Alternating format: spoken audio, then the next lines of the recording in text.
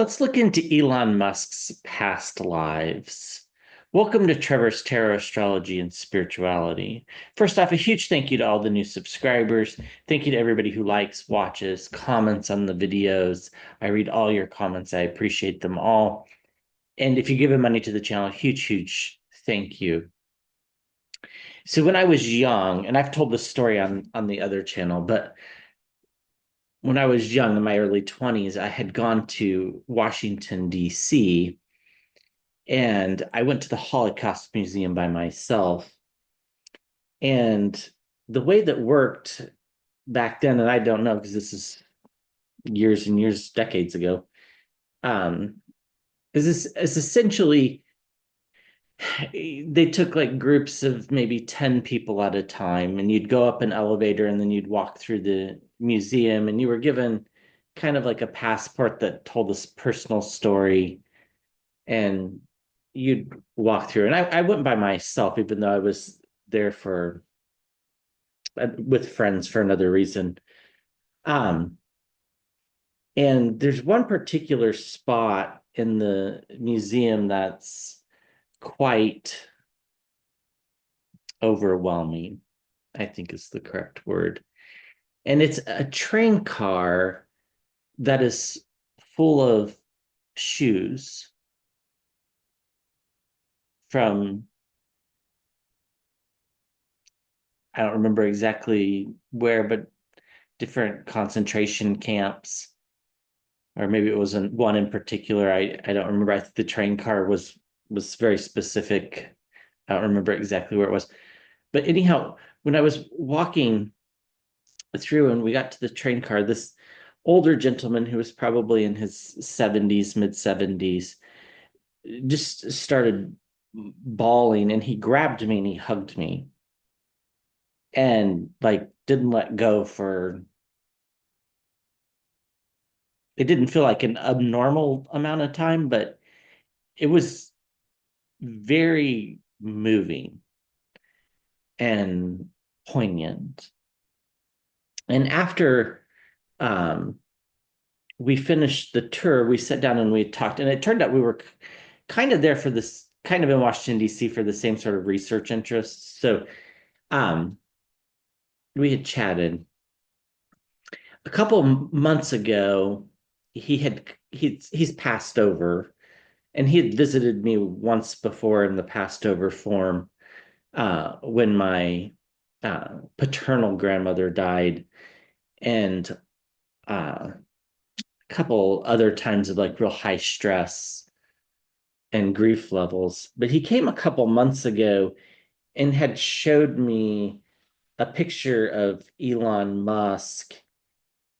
Well, not a picture, but like put this image in my head of Elon Musk, and like Elon Musk basically morphing into uh, a general that would be a German general during World War II. So I'm not going to use the N word that ends in an I because of YouTube. But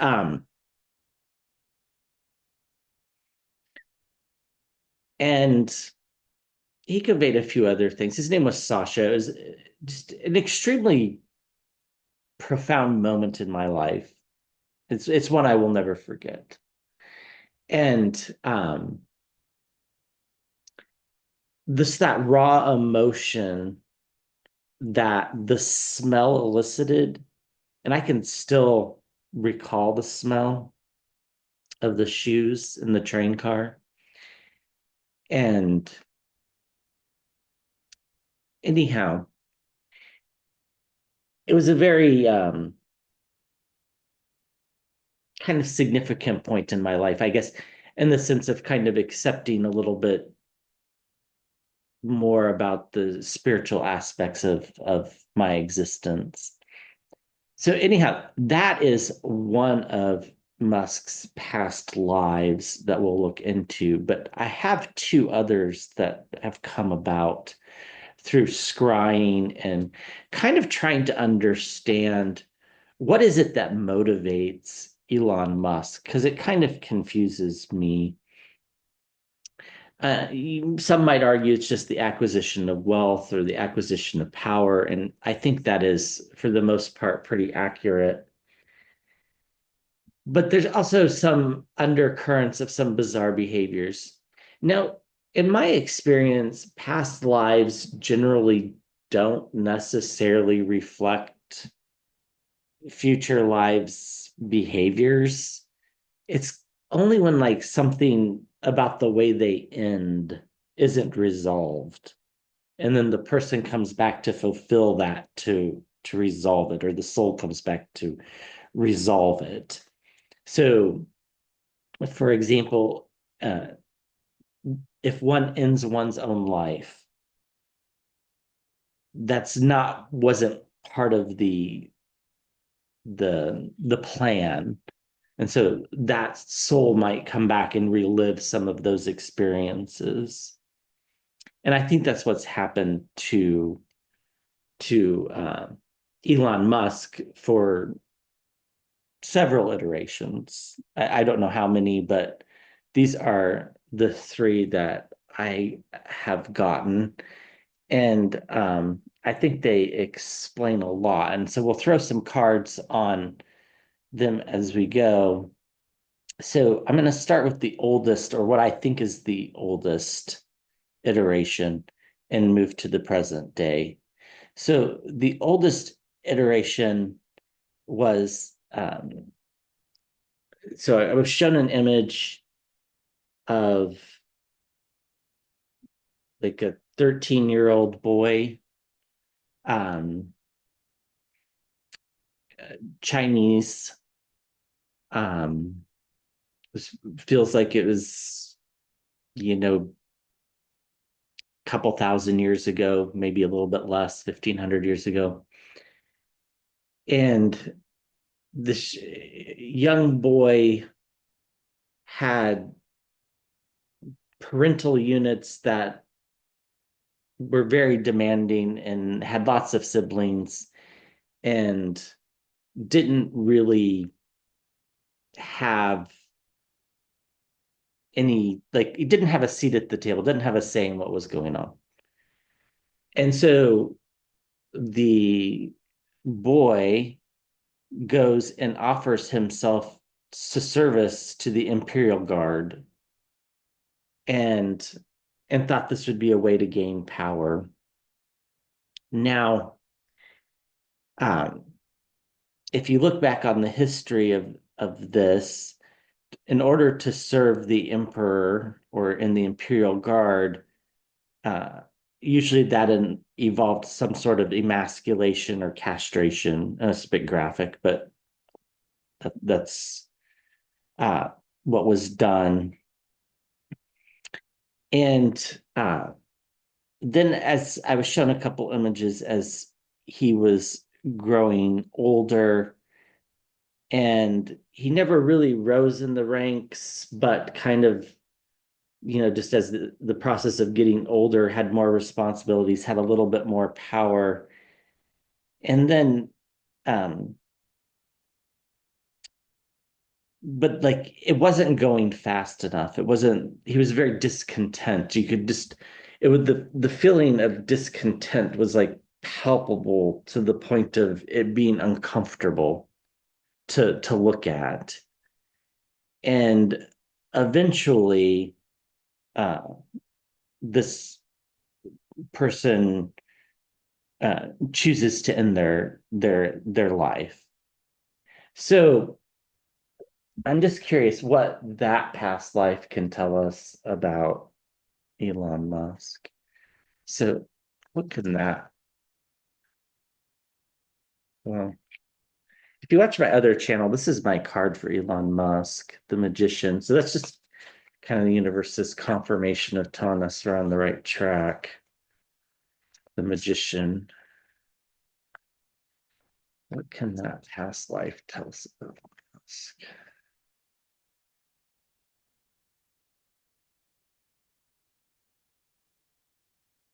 I think this explains a little bit on why he has so many children.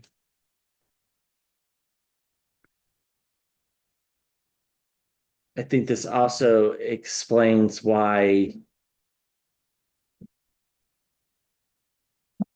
he sought power by being his own boss. It felt like during this imagery that the child was kind of unaware that the emasculation was going to happen, that that was part of the deal. It felt very hmm, forced. Like I don't, there was no choice, and I don't think that he knew that was going to happen. What can we learn?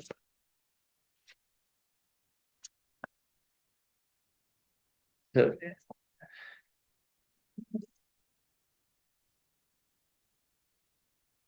in the water, I get the Hermit card and the Scrying Bowl, which is about isolation and feeling alone. I think that's ultimately why this life ended the way that it ended.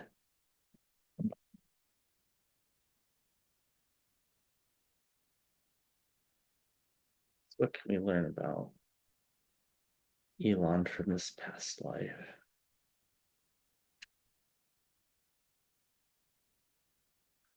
Yeah, I mean, this is why he's had so many partners, right? He, and when we get into the second life, this will be a common theme. Um, you know, not having that opportunity or even the desire, probably, I, I think has led him to have some for entertainment purposes only in this current life some sexual dysfunction, I guess would be the easiest way to put it. That's why he's always is seeking validation. I don't think he gets it very often, but he seeks validation in the Three of Cups and the environment around. With the Queen of Pentacles in the upper right corner, stability, comfort, nurturing. These are things that he's seeking that he's never obtained. If you've seen any interviews with his mother, she doesn't feel like a nurturing type. Don't think he's gotten that. The Hierophant, and this I think is hinting at the next life, which the Hierophant's about the Pope, the church, could be the government, and in all of these instances, these kind of fit all of the lives. Um, being kind of a government type role, serving in the imperial guard, or basically being like an indentured servant or slave almost for the emperor. At the center of the reading was the Eight of Cups. He chose to walk away from it by ending that life. And we have to be careful when we say he, that's not the current present he, that's this past he. Chose to end it. He chose to walk away and no longer served him. The Page of Swords, betrayal. He went into this unknowing. I think he was encouraged by his parents to do it. And he went into it unknowing that this was going to happen. I don't know that his parents knew this was going to happen. These practices had been banned and then brought back and banned and brought back. Chinese history is replete with this type of practice. Yeah, a lack of empathy, a lack of a mother figure, deceit and deception. He felt very deceived and by what happened. He wasn't expecting it. It didn't turn out the way he thought. He thought he was going to do like to get into a position of power when in reality it was a position of servitude. And the Page of Wands, fiery messages being sent. So, you know, what can we learn from that? We can learn that this is why he is a little bit more on the seeking affection side, so to speak. And at the center, we get walking away from things. I think he's pretty quick to put things down, like as far as relationships go in particular. And he just has a way because of that of like taking a message that he hears and blowing it up into something that it might not necessarily be, like misinterpretation of information. It's like the way he blew up Twitter, right? I don't think he understood what Twitter was. And then now what Twitter is basically worthless in some sense. Um, empathy isn't something that he really knows about. And so he walks away from it. He walks away from emotions because he doesn't understand them. And he seeks more security and comfort. He tries to find places where he's comfortable. He doesn't like being uncomfortable. Um, and the environment around, and this makes a lot of sense from that past life, is, betrayal by his parents, betrayal by the people he thought he was going to serve. It's where he learned deceit and deception, to fly under the radar, to sneak off, perhaps, trying to find solitude in perhaps meditation, but never actually succeeding at it. It's like the figure here's trying to meditate, but is laughing. It's like that. And then seeking circles of support and finding them, but they're always temporary. It feels like that. Underneath, we have the people just doesn't really comprehend celebrations. And in the back of the cards, the black horse, which represents freedom. It's a longing for freedom.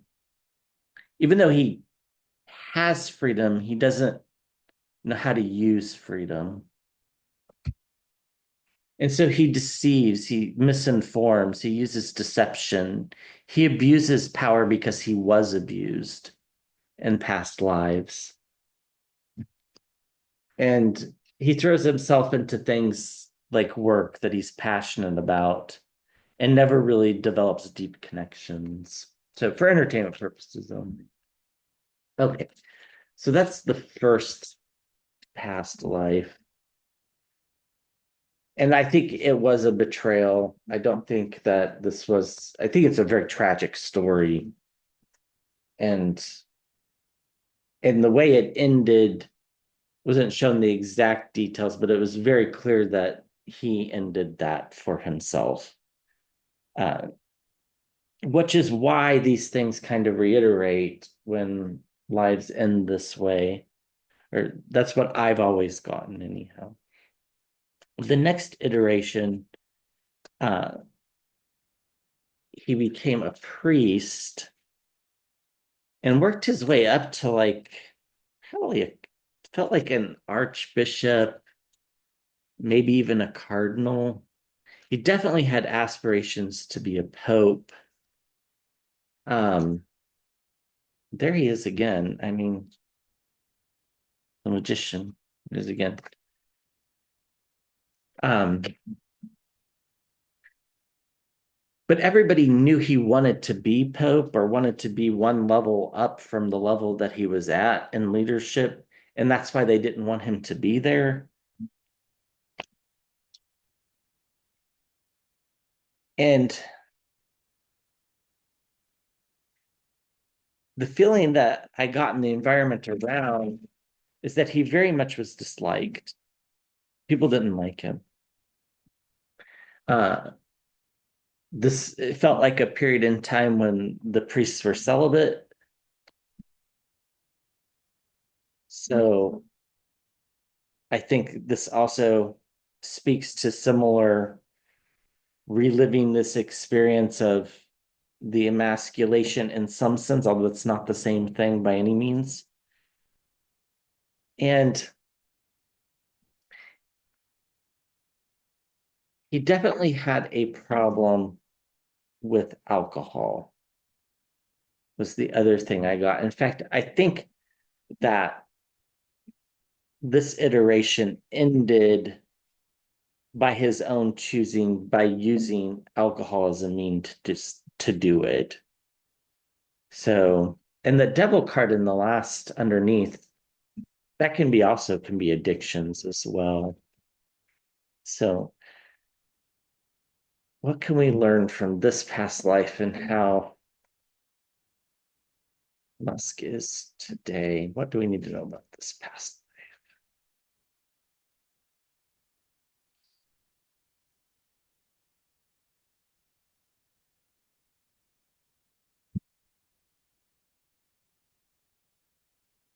It's a very sorrowful feeling. Now, I don't have much empathy for Mr. Musk because I think he chooses to be callous. But I think these explain why, is because it's like a self-loathing, um, like always living in regret, like not fully realizing any aspiration. Like the aspirations were always cut short either by his own means or because they weren't what they thought they what he was getting into. So this one, the priest up to feels like archbishop, maybe cardinal, um, to get to that next step to be the pope, it felt like that was stifled because of the alcoholism, and the alcoholism was a direct product of trying to repress um, some romantic desires. Yeah, again, the Page of Swords, betrayal. He felt betrayal. He feels betrayed now as well. Um, Although I don't think he knows he feels betrayed. Often this is people that aren't emotionally mature don't know their emotions, right? Again, choosing to walk away from things because of this experience taught him that, yeah, just walk away. And that's why these patterns are repeating because they're never being completed. Use the justice card, not being able to live a life in balance. It's very imbalanced. He's never had a happy family, doesn't know what that means in the environment around, sees other people and feels envy, jealousy, less than. At the center of the readings, the Page of Pentacles, again, making an offering, but it not panning out.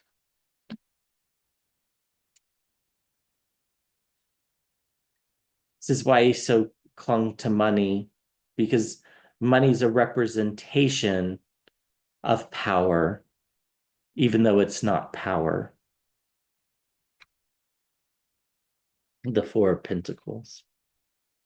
The High Priestess, things behind the scenes that we're unaware of that are motivating him. In part, these past lives.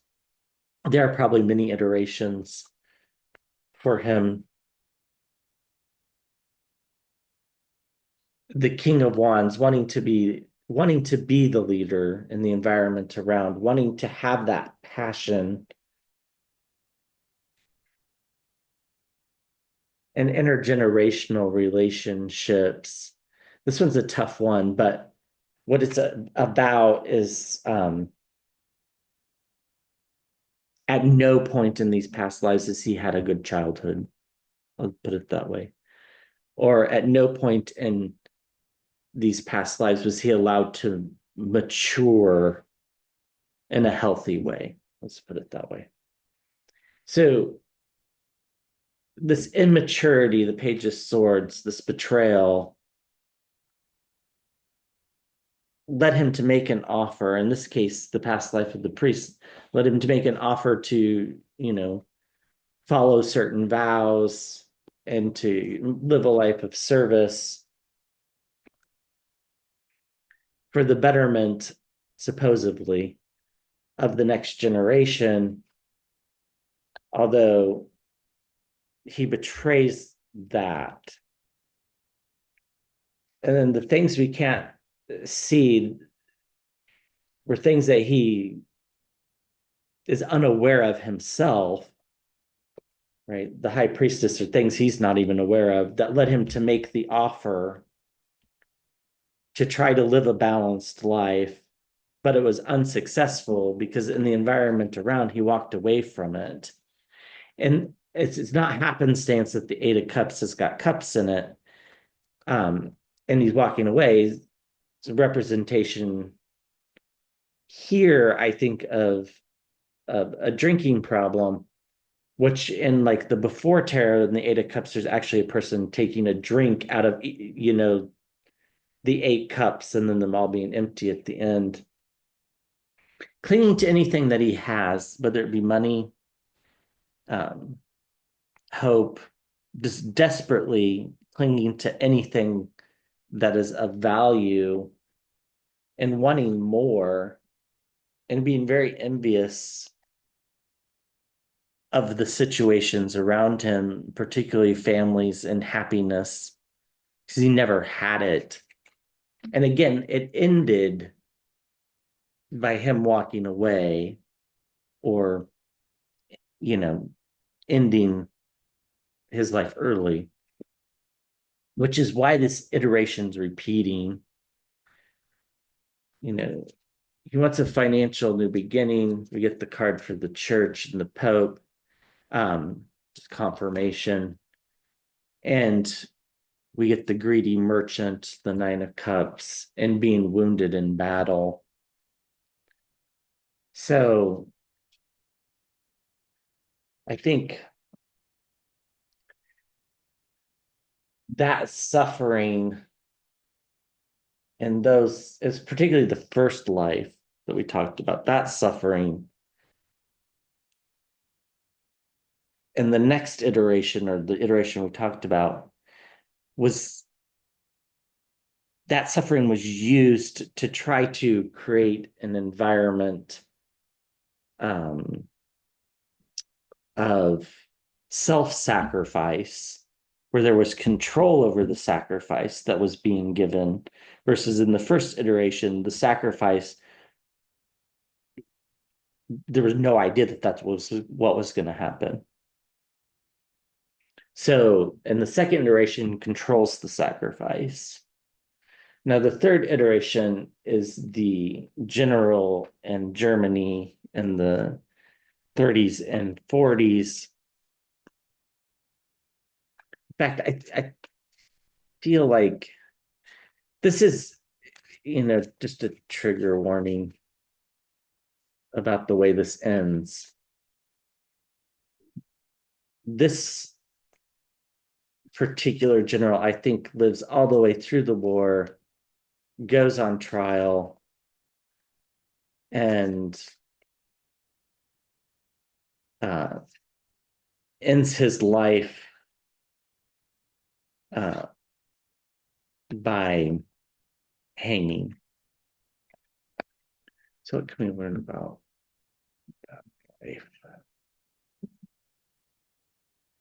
Uh, this general did some horrible, horrible things, ordered some horrible things done. Uh, if you want to know more about that, watch a documentary. Schindler's List is a good movie. Um, I'm not going to talk about those things. They're too much. What can we learn about Musk in the current day from this past life? What about this past life can we learn about him in the current day?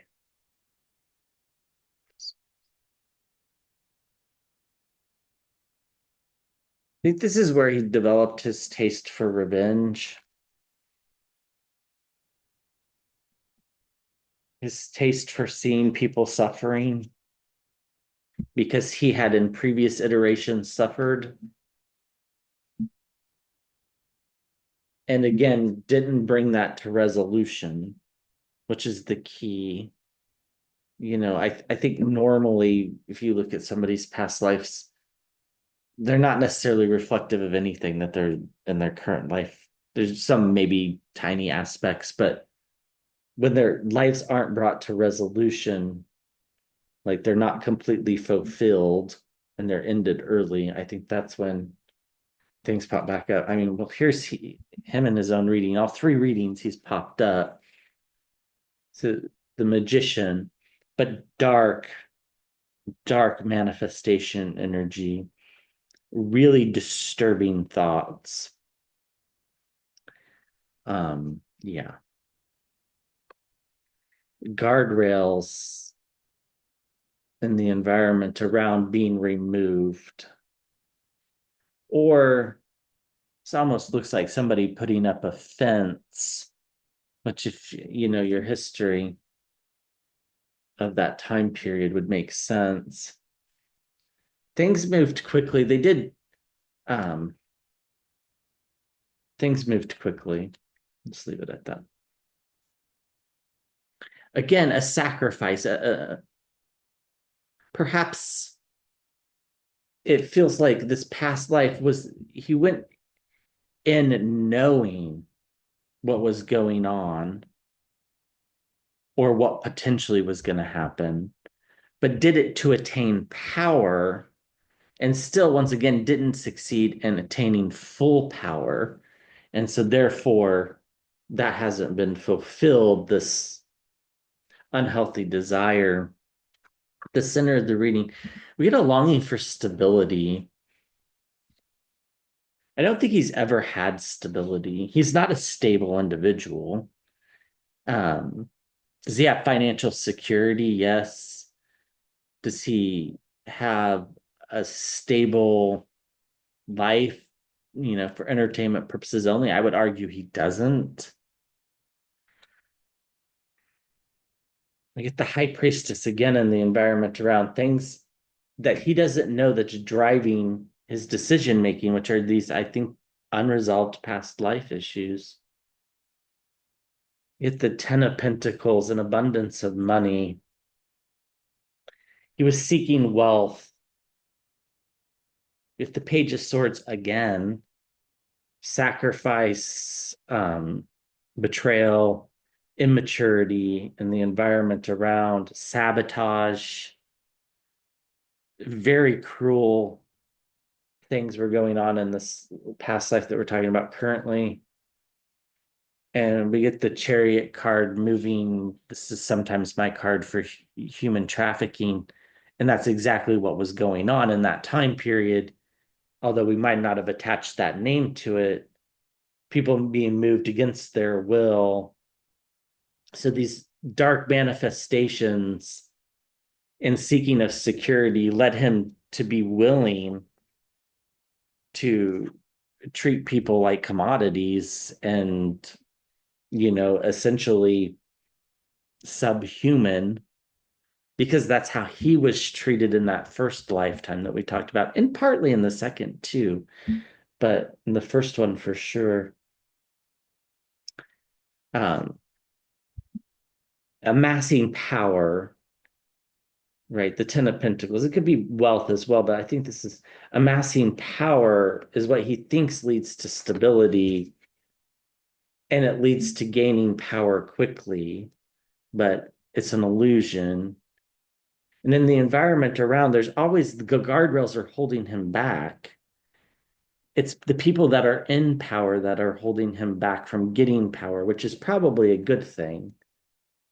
He doesn't understand what motivates him. He just doesn't. I mean, this is a tricky question for a lot of people. What motivates you? And he's willing to sabotage things. He's willing to make people suffer. He doesn't care because he doesn't have any empathy. It's an emotion he doesn't have. But he's willing to make offers and sacrifices to gain power. And I think we're seeing a little bit of that today. And, perhaps him losing some wealth. We get new beginnings and death. In this iteration, again, things ended on his own accord rather than the natural processes. But these things will probably resolute for his uh, soul if he's allowed to live a natural ending this time. He feels very trapped with the Eight of Swords. So, yeah, I think these things explain a lot. I think it explains the lots of children with lots of different people. I think it explains that.